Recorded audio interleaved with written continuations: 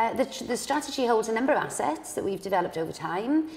We've got our main offices, which were our first buildings that we purchased, which are 2 to 4 Commercial Place, and an adjoining piece of land where we had to knock down a premise, but we still own and are looking to redevelop in time. We own the building that we're in now, which is the Healthy Living Centre, the Feel Good Factory, which was funded with support from the lottery. We own 5 acres of land in Bryncynon, which we're using as an environmental and horticultural exemplar sort of project. We own 2 houses that we purchased as a sort of social landlord that we then rent out in terms of income generation. We own the Growing Together Centre, which is our early years provision, just down the road in Bryncynon, where our 0 to 3 English medium provisions happen. We own a Welsh medium nursery, y Gorlan Fach, in Bryncynon, which again is preschool provision, nursery, daycare, but full-time, Monday to Friday. We also own a number of sort of a small fleet of minibuses and transit vans, which we use to sort of provide a community transport service.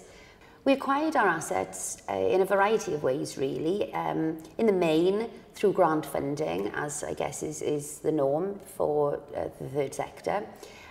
Just running through them really in my head, the first acquisition of assets was 2 to 4 Commercial Place, our main offices.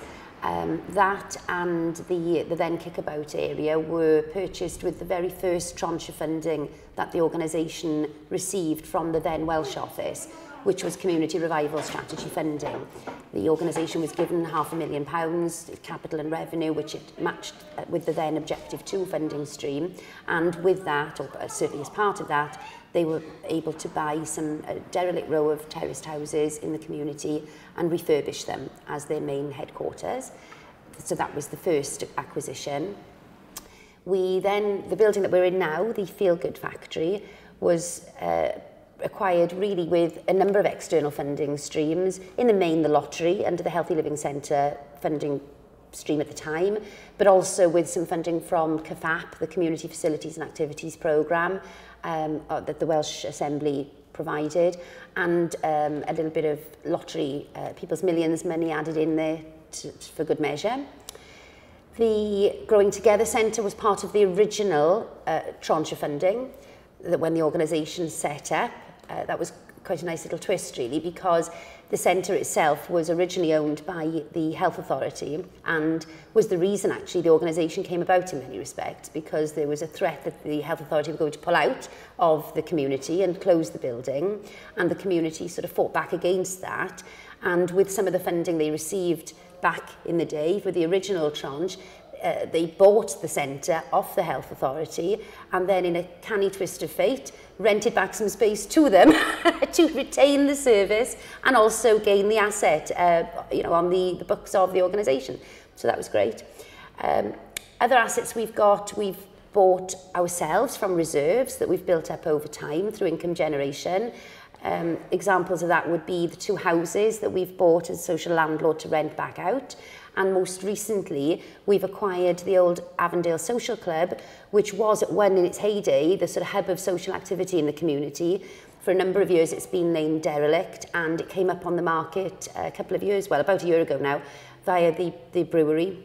And the board of directors took a decision that it would be a useful asset to put on the register for us, and that it would be a useful asset for us to try and evidence outcomes for in terms of additional funding streams as a sort of future arts venue for the community, social and artistic venue. And the 4 or 5 acres of land at Green Valley was purchased at quite a low price at the time because it was very, very derelict.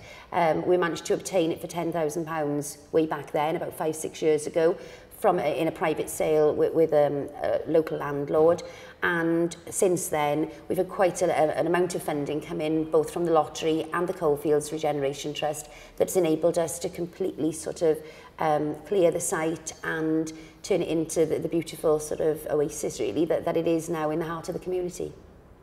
in a number of ways. Actually, we've got our main cafe establishment, Healthy Nibbles, is downstairs in this building, and that in itself generates quite a bit of income. I mean, not just for passers-by, local residents, community members, but again through lots of buffet orders from external agencies and partners that we promote.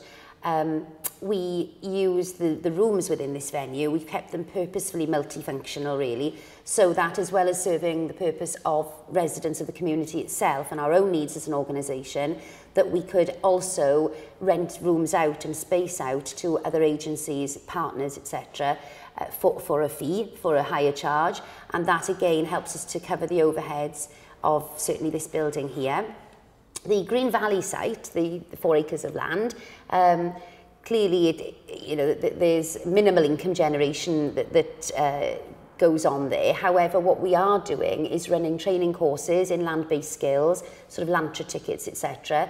And where possible, if we're running a course, we will always try and sell spaces on that course to external agencies that can therefore backfund some of the costs incurred in developing those courses and developing that site.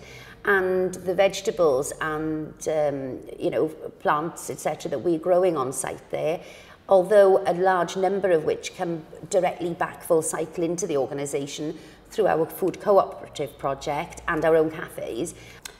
I think in terms of passing any advice or information on to others, certainly in terms of asset acquisition, development within communities as a trust, I would say probably, if you're thinking about acquiring an asset, go for it. Take that chance, take advice on it.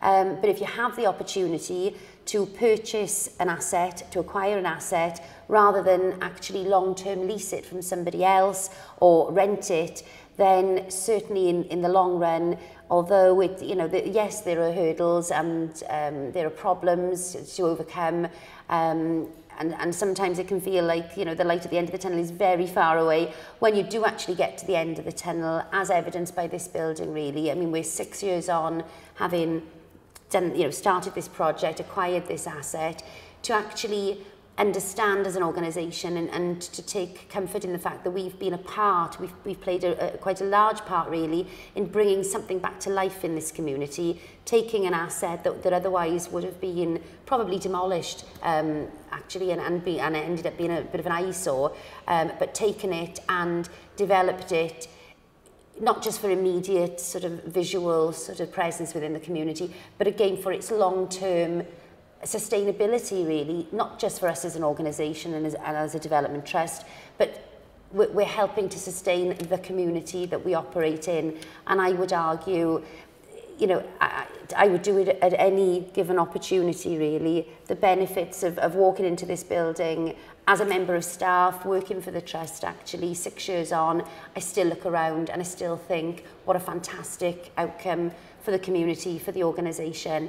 And I would do it again in a heartbeat actually, for all the blood, sweat and tears. So stick with it is my key advice, and try and develop your asset portfolio, because in the current economic climate, I guess, it's something that as an organisation, as a trust, hopefully people will never be able to take away from you.